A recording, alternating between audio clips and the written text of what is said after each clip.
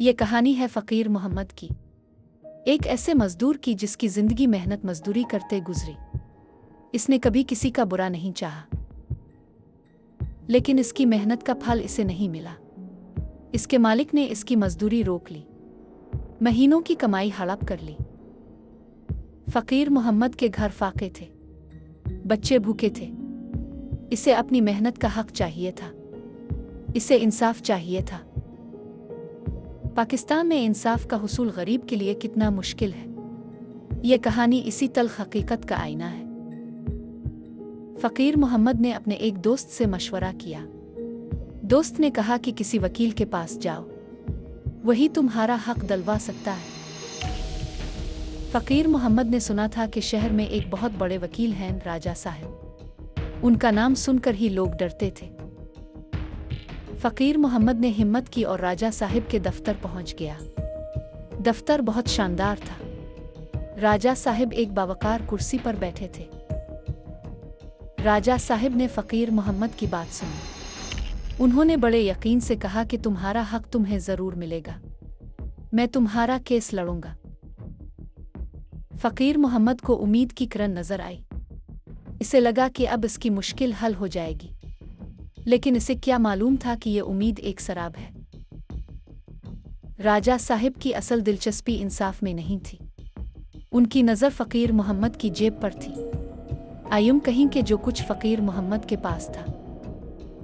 उन्होंने केस लड़ने के लिए बहुत भारी फीस का मुतालबा किया, इतनी फीस जो फ़कीर मोहम्मद ने अपनी पूरी जिंदगी में नहीं देखी थी। फ़कीर मोहम्मद ने अपनी मजबूरी बताई, कहा कि मेरे पास इतने पैसे नहीं हैं, मैं तो अपनी मजदूरी के लिए लड़ रहा हूँ।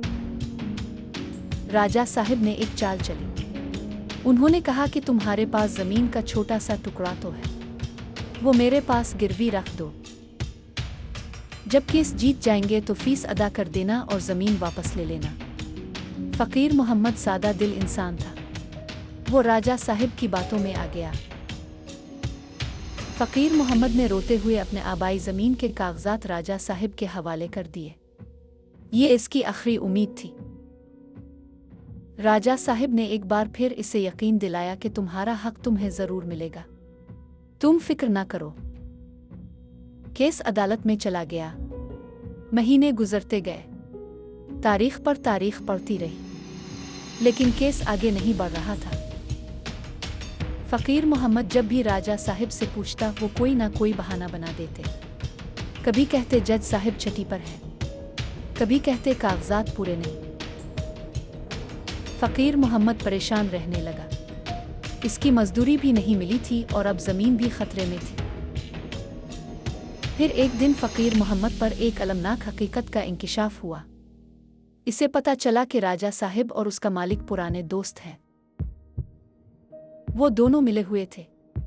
राजा साहिब ने जानबूझकर केस को लटकाया हुआ था, और फिर वही हुआ जिसका डर था। राजा साहिब ने फ़कीर मोहम्मद की ज़मीन हड़प कर ली। कागजात उनके पास थे ही। ये ताकतवर का कमज़ोर पर जुल्म था।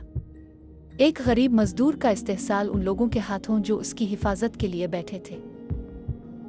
फ़कीर मोहम्मद का दिल टूट गया, इसकी उम्मीदें बखर गईं।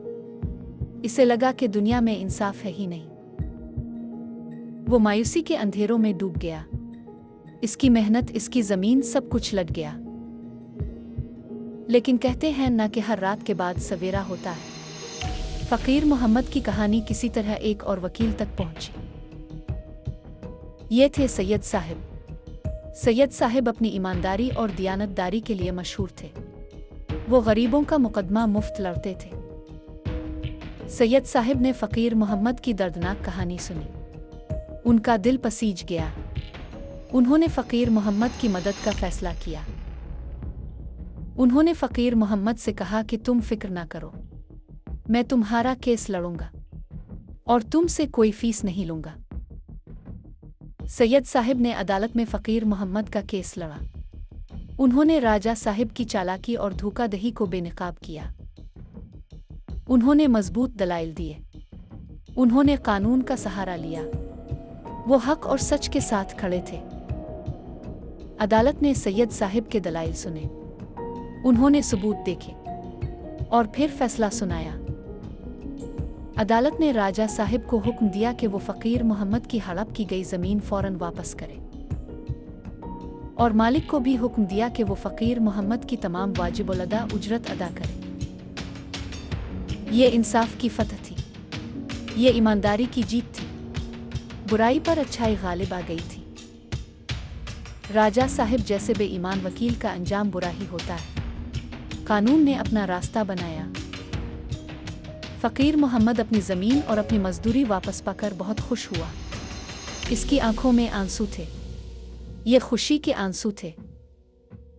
वो सैयद साहिब के पास गया, उनका शुक्रिया अदा किया।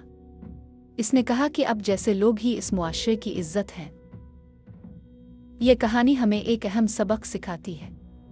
ये सच है कि कुछ लोग अपने पेशे को बदनाम करते हैं। शायद 99% वकील अच्छे और ईमानदार हों, लेकिन वो 1% बेईमान लोग पूरे पेशे पर सवालिया निशान लगा देते हैं।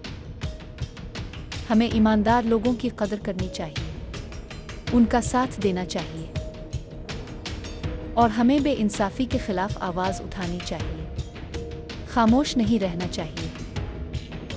इंसाफ के निज़ाम में खामियां हो सकती हैं, लेकिन ईमानदार और दियानतदार अफराद उन खामियों को दूर करने की ताकत रखते हैं। ये कहानी हमें सोचने पर मजबूर करती है।